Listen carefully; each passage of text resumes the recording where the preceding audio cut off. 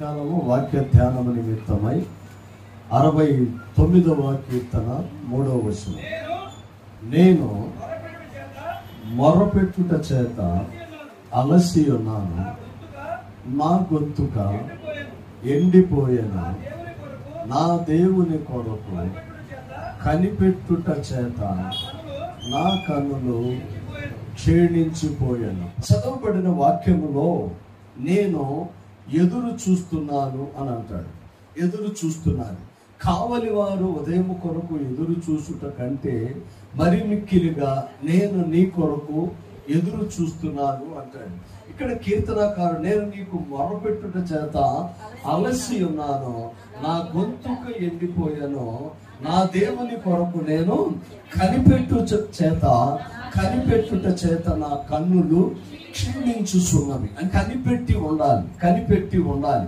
మనం ఆధ్యాత్మిక జీవితంలో దేనికోసం కనిపెట్టాలి?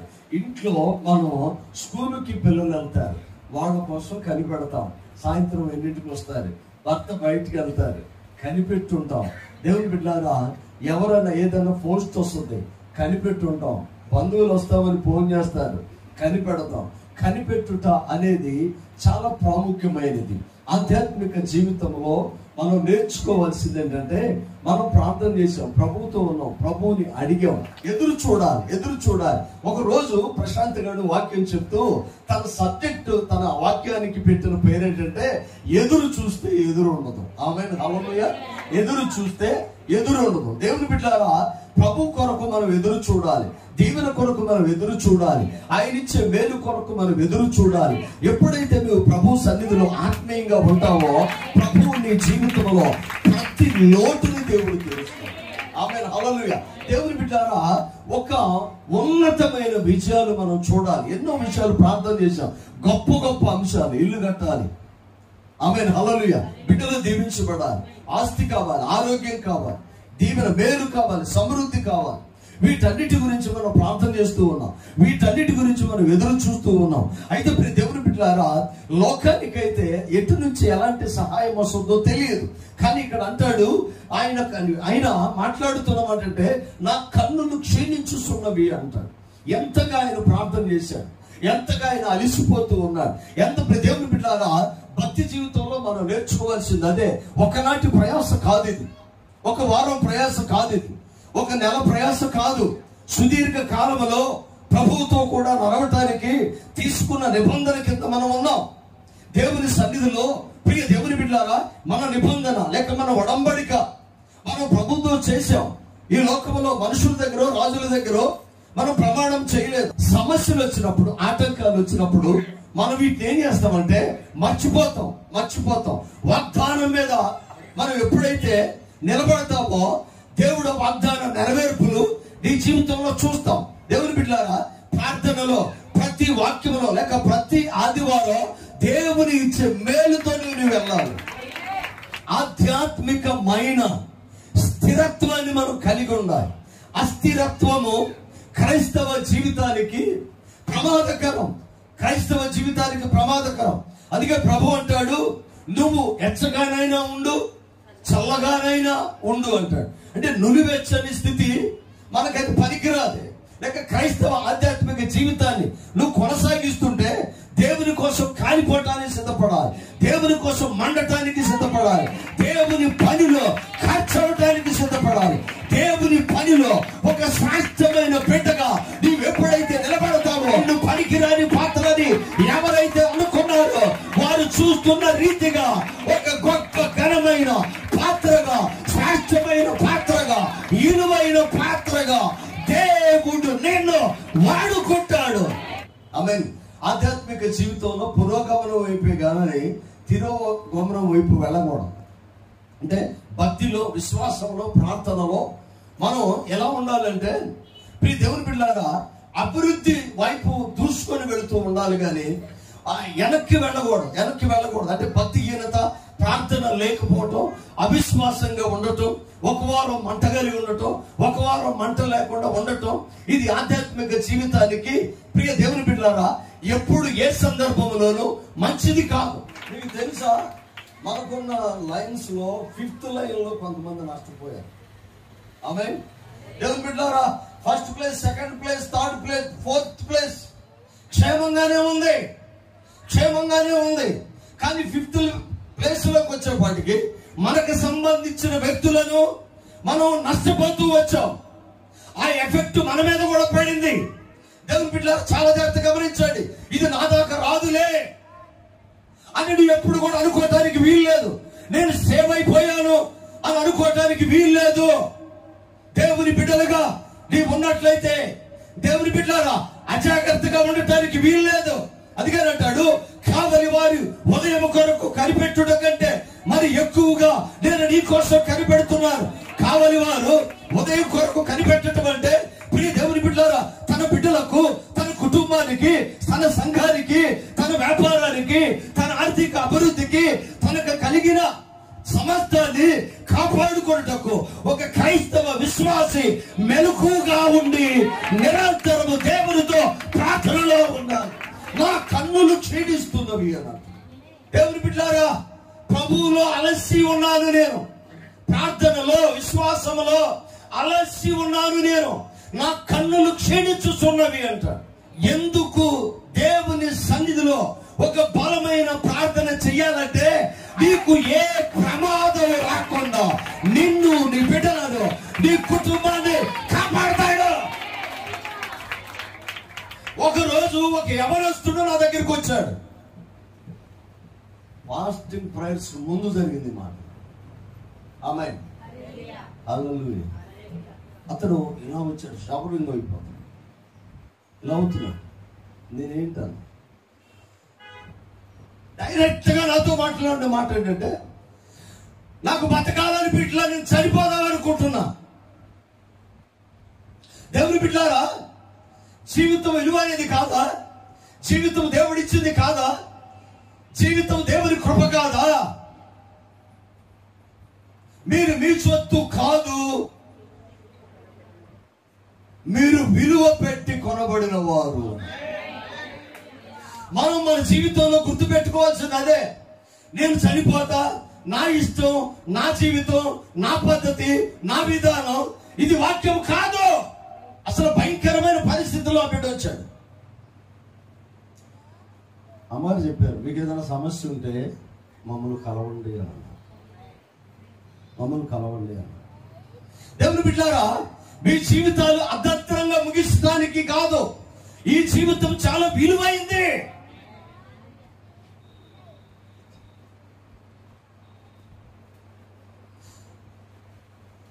ఆ రోజున అతనితో నేను మాట్లాడి ప్రార్థన చేసి జీవిత విలువలు చెప్పి, చనిపోతే ఎక్కడికి వెళ్తామో చెప్పి ప్రార్థన చేసి నేను పంపించాను. తల్లిదండ్రులని ఇద్దరిని పిలిచి చెప్పాను, మీ బిడ్డ పరిస్థితి ఎలా ఉంది, మీరు ఇలా ఉన్నారు, మీ కుటుంబంలో ఏమి సాధించటం కోసం పరుగులు పెడుతున్నారు, మీరు పరుగులు పెడుతున్నారు. ఏమండి, బిల్డింగులు, ఆస్తులు, బంగళాలు, నీవు అన్ని మానేసి సంపాదిస్తున్నది నీ బిడ్డల కోసం కాదా? మరి వాళ్ళే లేనప్పుడు దేనికోసం ఇది? నేను అనుకున్నాను కుటుంబంతో ఉంటారు మందిరంలో అనుకున్నాను.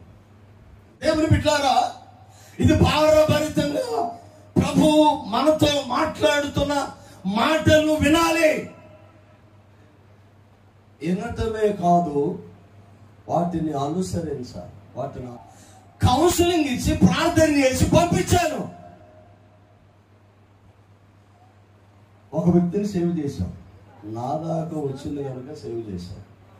తర్వాత జరిగినవి ఏంటి? 5th ప్లేస్లో ఉన్నవాళ్ళు నష్టపోతూ వచ్చారు. మణి కుమార్తె, కరణమ్మ గారి కుమార్తె, అంకమ్మ తమ్ముడు, జ్యోతి గారి కుమారుడు, ఇవన్నీ సూసైడ్. బట్ ఈ వారం ఒక 15-20 రోజుల లోపల జరిగినాయి. మనోళ్లే కానీ ఎక్కడుండిపోయారో ఫస్ట్ వాళ్ళు తెలుసు, సెకండ్ వాళ్ళు తెలుసు, థర్డ్ వాళ్ళు అప్పుడప్పుడు తెలుసు, 4th వాళ్ళు కూడా పండగ వస్తారు. 5th స్టేజ్లో ఉన్నవాళ్ళు కనపడరు, మందిరంలో కనపడరు, చెప్పింది వినరు, ఆత్మీయంగా వారి జీవితాలు కట్టుకోవడానికి ఇష్టపడరో వాళ్ళు అనుకున్నదే చేస్తారు. మనుషుడు మొట్టమొదట మనం నేర్చుకోవాల్సింది ఏంటంటే, నువ్వు అనుకున్నది చేయటం పక్కన పెట్టేసి యేసయ్య చెప్పింది చెయ్యి. అనుకున్నది చేయటం పక్కన పెట్టేసేసి యేసయ్య చెప్పింది చెయ్యండి. నువ్వు దేవునిలో నిబంధన తీసుకున్నావు, దేవునితో నడుస్తాననుకున్నావు, నిన్ను, నీ బిడ్డలను, నీ కుటుంబాన్ని ఆత్మీయంగా ప్రభువులో స్థిరపరచాలనుకుంటున్నావు. వారం రోజుల నుంచి గలిబిలిగా ఉన్నాయి. మధ్యలో లేస్తాను, అమ్మగారిని చూస్తాను, అమ్మగారు కూడా విసురుతూ ఉంటారు. ఏంటి ప్రార్థన, ప్రభా అందరూ క్షేమంగా ఉన్నారు, ఈ భారం మీలో ఉంటే బాగుంటుందని నేను అనుకున్నాను. నాకెందుకండి నిద్రలేని రాత్రులు, మా ఇద్దరికి ఎందుకు నిద్రలేని రాత్రులు? ఈ వయసులో నా పిల్లల కోసం నేను ఏ రోజు మెలకువని ప్రార్థన చేయాలి. నేను తెలుసా, సేవకుడు అంటే పరలోకానికి భూమికి, దేవునికి మనుషునికి మధ్యలో ఏలాడుతున్న శవం అంట. మీకు తెలుసా, వ్యభిచారుల్ని దేవుడు క్షమించాడు, కానీ విగ్రహారాధన క్షమించాడు. తన వంశంలో స్థానం ఇచ్చాడు రాహాబుకి. మీకు తెలుసా, జ్ఞాని అయిన సొలొమోను యేసుక్రీస్తు వంశావళిలో ఆయన పేరు లేదు. అపారమైన జ్ఞాన సంపదను సంపాదించుకున్నాడు. దేవుడే సొలొమోనుతో మాట్లాడతాడు, ఈ భూమి మీద నీకన్నా జ్ఞానము కలిగిన వాడు లేడు, ఇక ముందు ఉన్నాడు. ఈ ప్రపంచంలో నీవే జ్ఞానము కలిగిన వాడిని. దేవుని బిడ్డ, మనకి బిడ్డలు యెహోవా అనుగ్రహించు స్వాస్థ్యము, గర్భఫలము ఆయన ఇచ్చు బహుమానమే. బిడ్డల విలువ బిడ్డలు లేని తల్లిదండ్రులు అడగండి తెలిసిందే. లేని తల్లిదండ్రులు అడగండి తెలుసు. వాళ్ళు ఎలా ఉంటారంటే, ఏ పిల్లలు చూసినా ఆశ కలిగి ఉంటారు. ఒక తల్లి ఆ పిల్లల కారుస్తారు గురు, లాలాజలం కదా, దాన్ని తీసుకుని తనకి రాసుకుంటుంది. ఏంటి విచిత్రమైన పోకడా అని చెప్పేసి నేను ఆలోచన చేస్తే, తను అలాగైనా దేవుడు దర్శిస్తాడేమోనని అన్న దగ్గరికి వెళ్ళి, పిల్లలు లేకపోతే ఎలాంటి నొప్పి ఉంటుందో అడిగితే చెప్పు. దేవుడు నీకు ఇచ్చిన ఆరోగ్యం, దేవుడు నీకు ఇచ్చిన భర్త, దేవుడు నీకు ఇచ్చిన భార్య, దేవుడు నీకు ఇచ్చిన బిడ్డలు అతి జాగ్రత్తగా మనం చూడాలి. దేవుని బిడ్డ, నా మాటలు చాలా జాగ్రత్తగా మంచాను. దైవ సన్నిధిలో మనం ఉన్నాం. మీకు తెలుసా, హృదయాలను వలిసి ఒక్కొక్కరు నాకు చూపిస్తాడు యేసయ్య. కానీ ప్రభువు మీతో మాట్లాడుతున్నాడు. ఒక నిబంధన మనకు అవసరం. భక్తుడే, పరిశుద్ధుడే, నీతి కలిగిన వాడే, ఊజు దేశంలో నిందారహితుడే, దేవుని యందు భయభక్తులు కలిగిన వాడే ఎందుకు నిబంధన చేసుకోవాల్సి వచ్చింది? ఏబు, నా కన్నులతో నేను నిబంధన చేసుకున్నాను అని అంటాడు ప్రభువు దగ్గర. ఆయన చరిత్రను చూస్తే, పరలోకములో ఒక సభ జరుగుతూ ఉంటే, ఆ సభలో అపవాదుంటే, అపవాదితో దేవుని దూతల మధ్యలో, స్వరూపుల కెరూపుల మధ్యలో 24 పెద్దల సమక్షంలో పరిశుద్ధుడని వేలాల దూతలతో కొనియాడబడుతున్న ఆ యేసయ్య ఈ భూమి మీద ఒక మనుషుని గురించి మాట్లాడుతున్నాడు. ఆయన పేరు యేబు.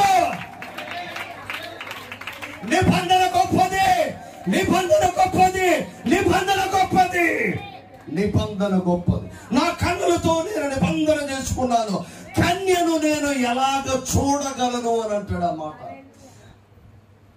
ఒళ్ళు జరికొస్తుందండి. ఆమె ఏది పడితే చూసేస్తున్నావు, ఎలా పడితే ప్రవర్తిస్తున్నావు. దేవుని చిత్తం అది కాదు. నా కన్నులు క్షీణిస్తున్నవి అంటాడు ఇక్కడ భక్తుడు.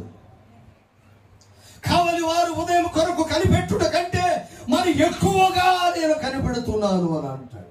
దేవుని బిడ్డ, నా మాటలు చాలా జాగ్రత్తగా గమనించండి. భయంకరమైన రోజుల్లో మనం శ్రమ దినాలలో ఉన్నాం.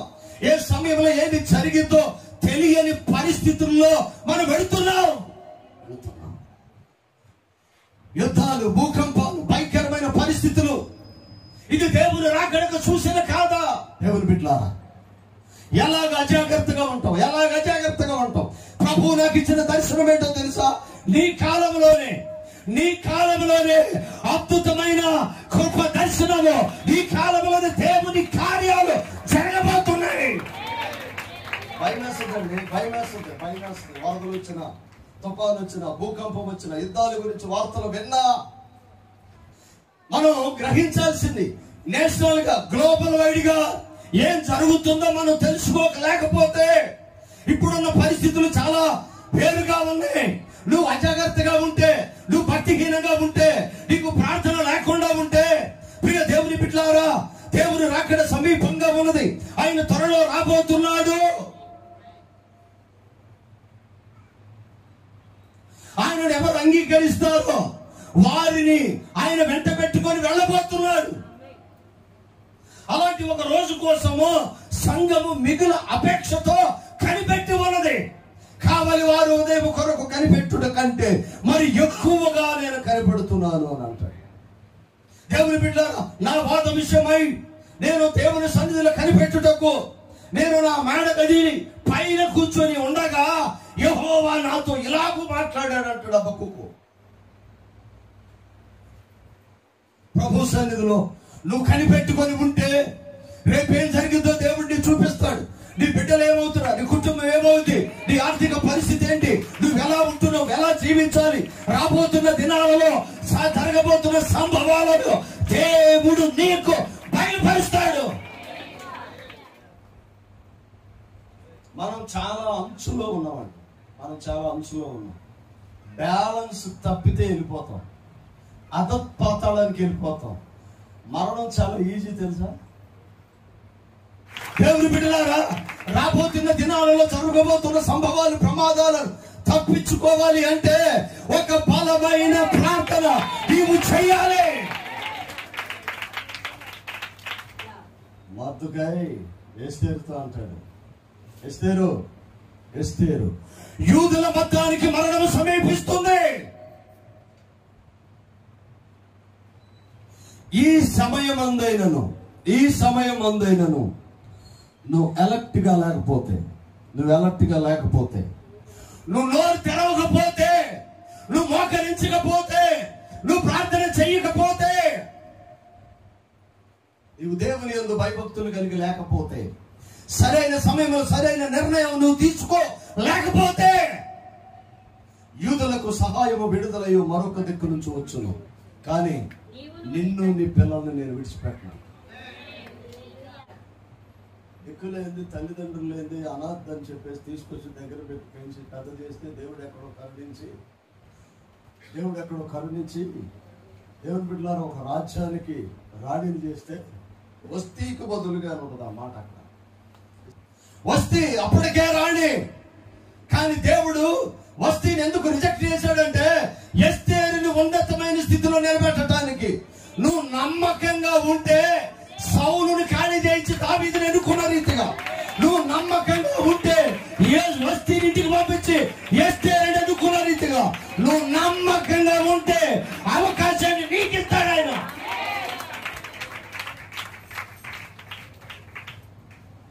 షండుగా మనం తయారు చేసి తీసుకొచ్చి రాజు ముందు నిలబెడితే రాజు ఆమె పైన దయగలిగి ఆమెను తీసుకొచ్చి రాణిని చేసి పక్కన సింహాసనం వేసి కూర్చోబెట్టుకుంటే తన జాతి మొత్తానికి ప్రమాదం వచ్చింది.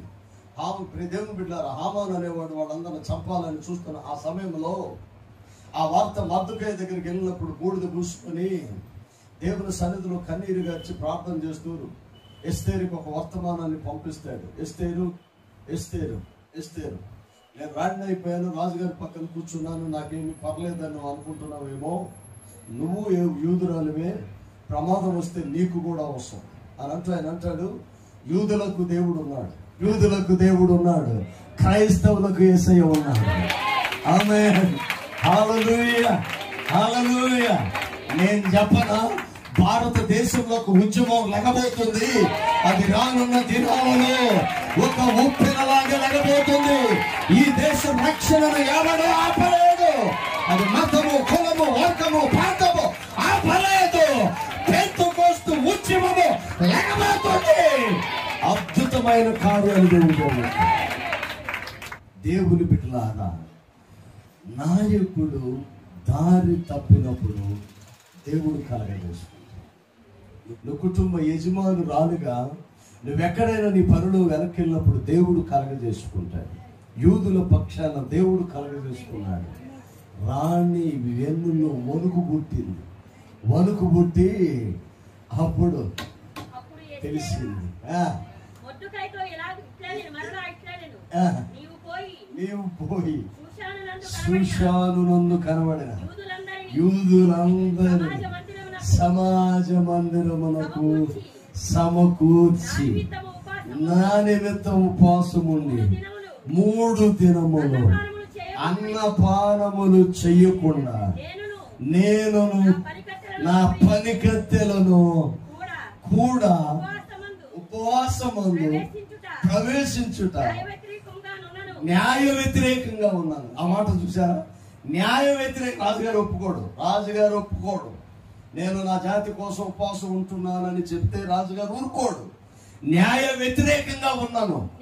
దేవుని కోసం, దేవుని కుటుంబ బిడ్డల కోసం, వ్యవస్థ కోసం, తన జాతి కోసం, అక్కడ ఉన్న చట్టాలు, ప్రభుత్వం, నాయకుడు, రాజు, తన భర్త కూడా సహకరించకపోయినా న్యాయ వ్యతిరేకంగా ఉన్నాను. నేను రాజు వద్దకు ప్రవేశించి నేను నశించినను. ఆమేన్. అతను ఉన్నారా? బాధ్యత కలిగిన వాడు కుటుంబం కోసం సావటానికైనా దత్తాడు కానీ వెళ్ళి చూపించాడు. అర్థమైందా? బాధ్యత గల తల్లివైతే, బాధ్యత గల తండ్రివైతే కుటుంబం కోసం మరణమైనా చూస్తాం కానీ మన సుఖభోగాలు చూసుకోము. దేవుని సన్నిధిలో ఒక బలమైన బిడ్డలుగా లేదు. సావనైనా చావచ్చు. అదంటే దేవుని నిర్ణయం అండి బాబు. నిజమే, కొన్ని సందర్భాలు మనం తెలుసుకోవాల్సిన సందర్భాలు. నేను సావనైనా సావచ్చు, ఎందుకంటే రాజు వ్యతిరేకమదే. కానీ 3 దినాలు ఉపవసించి రాజు దగ్గరికి వెళ్ళాను.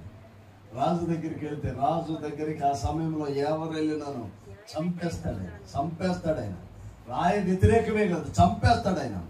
కానీ ఎస్తేరు వైపు తిరిగి చూశాడు, కోపంగా తిరిగి చూశాడు. దేన మనసు కలిగి తన భర్త ముందు నిలబడింది. రాజుకు ఎస్తేరు పైన దయ కలిగి సపడగుట్టు దేవుని స్థితించాడు. దేవుని బిడ్డ, నీ బిడ్డల పక్షాన, నీ కుటుంబ పక్షాన, నీ పక్షాన, నీ సంఘ పక్షాన నువ్వు నిలబడి ప్రార్థన చేసి ప్రభు సన్నిధిలోనికి వచ్చినప్పుడు ఆయన దగ్గర దేన మనసు కలిగి ఉంది.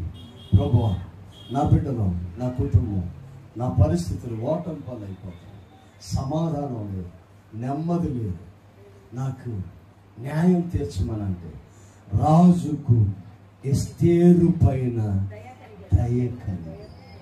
దేవుని బిడ్డ, ఆయన దయగలిగిన దేవుడు, ఆయన కరుణామయుడు, కృప సమృద్ధినిచ్చే దేవుడు అయి ఉన్నాడు.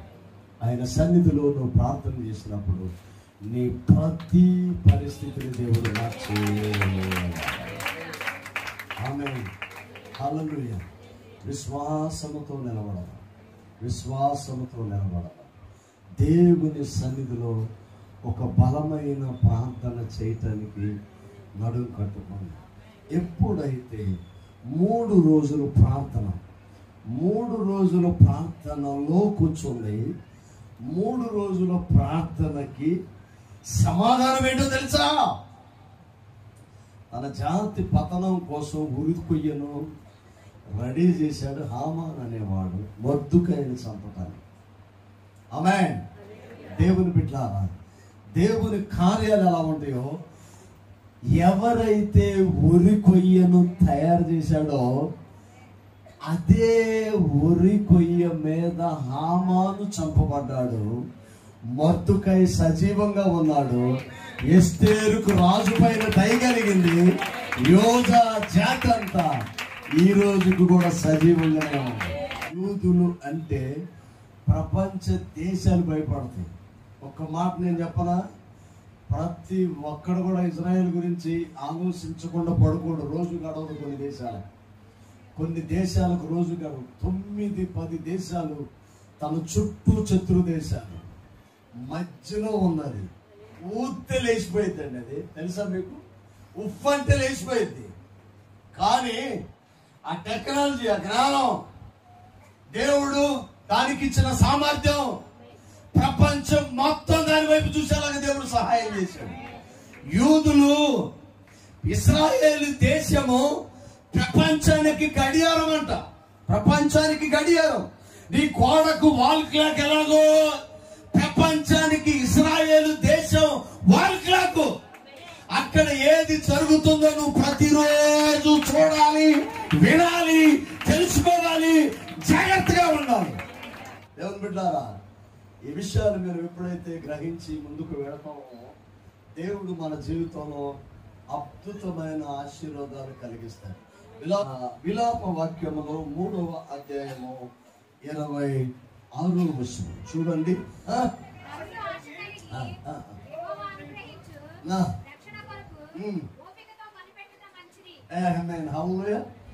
ఒకసారి మరోసారి చదవమ్మా. నరులు ఆశ కలిగి యెహోవా అనుగ్రహించు రక్షణ కొరకు ఓపికతో కనిపెట్టాలి. ఓపికతో పదే పదే పదే పదే దేవుని దగ్గర నువ్వు కనిపెడితే నిన్ను, నీ బిడ్డలను, నీ కుటుంబాన్ని ఆశీర్వదించే దేవుడు అట. ఆమేన్, హల్లెలూయా.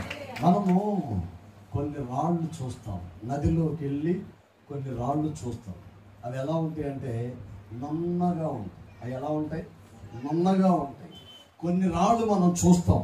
దేవుని బిడ్డారా, ఆ యొక్క ప్రవాహ జలములు వాటి గుండా వెళుతున్నప్పుడు అవి కరిగి దారాలుగా, అవి దారులయ్యి ఆ నీళ్ల ప్రవాహముకు అవి కరిగినట్టుగా మనం చూస్తాం.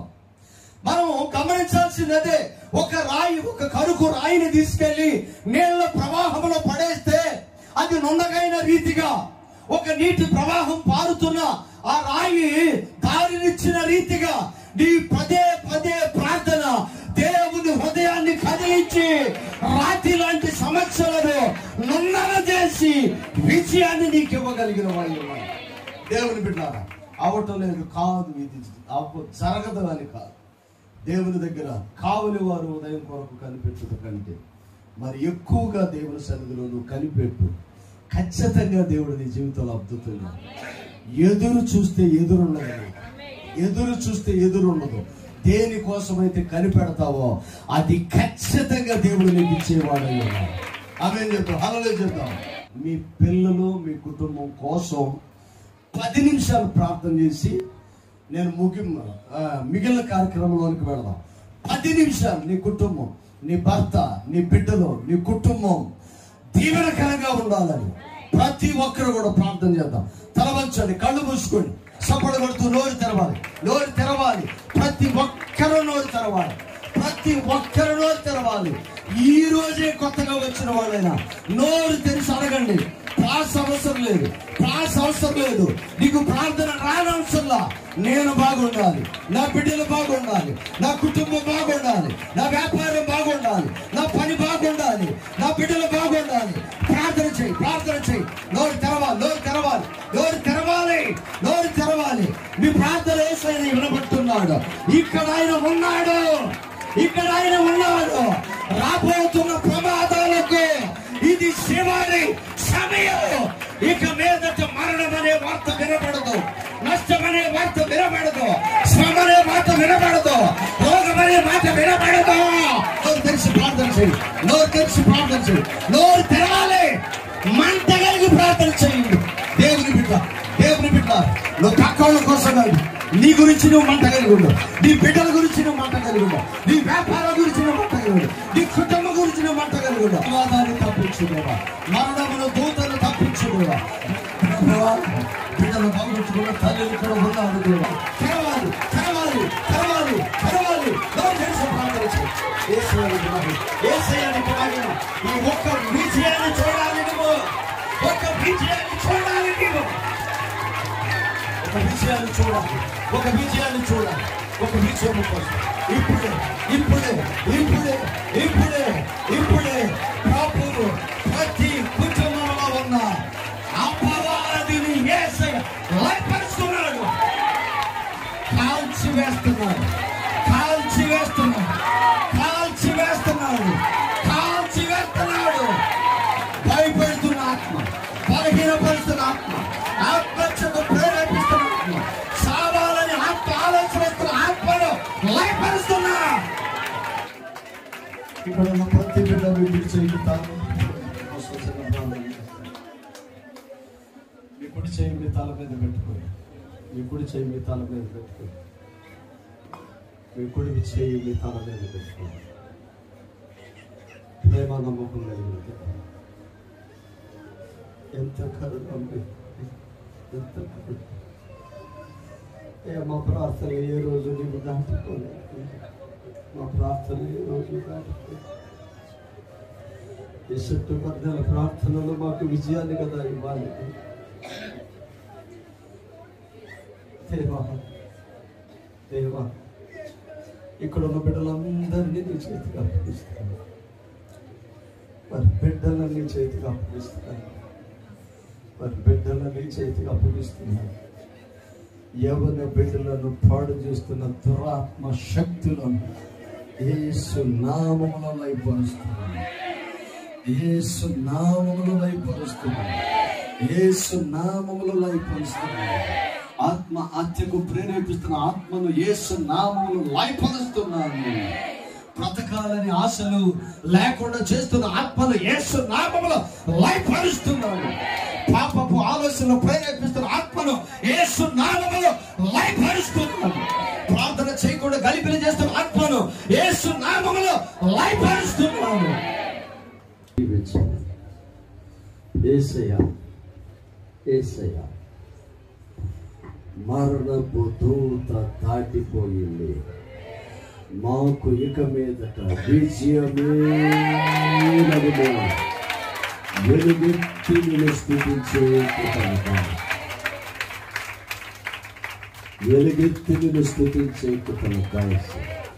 మా నోటి నిండా నవ్వు పెట్టండి, మా హృదయం నిండా సంతోషాలు పెట్టండి, మా ఇంటి నిండా సమృద్ధిని పెట్టండి. మా పైన నీ రక్తపు ముద్రలు ఉంచండి. మీ సేవలో మేము బహుబలంగా వాడబడే సంఘమును మీ రెక్కలలో, కోడి తన బిడ్డలను రెక్కలలో దాసినది, సంఘమును నీ రెక్కలలో దాయమని, పేరు పేరున దీవించమని. ఎవరైనా రాకుండా ఈ కాపుదల వారికి కూడా మీరు ఇవ్వమని. సర్వోన్నతుడు నాకు తోడై ఉన్నాడు, నా పిల్లలు నా చుట్టూ ఉన్నారు. నా గుడారములోనికి వెళ్ళి చూడగా నాదేది తక్కువ కాలేదు. నేనేసిన అడుగల నేతిలో పడినది. ప్రేమ నమ్మకం కలిగిన దేవాన్ని స్తోత్రం. ఇక మీదట మేము వినే వార్తలన్నీ కూడా మీ పట్ల నా తలంపులు ఆశీర్వాదకరమైనవి కాదు, హానికరమైనవి కాదు అని గుర్తెరిగి విశ్వాసముతో ముందుకు కొనసాగే సమస్త ఘనత మహిమ ప్రభావములు మీకు ఆరోపించుకుంటాం. యేసు పరిశుద్ధ నామమును అడిగి వేడుకొనుచున్నాము తండ్రి. ఆమేన్. ఆమేన్. అందరికీ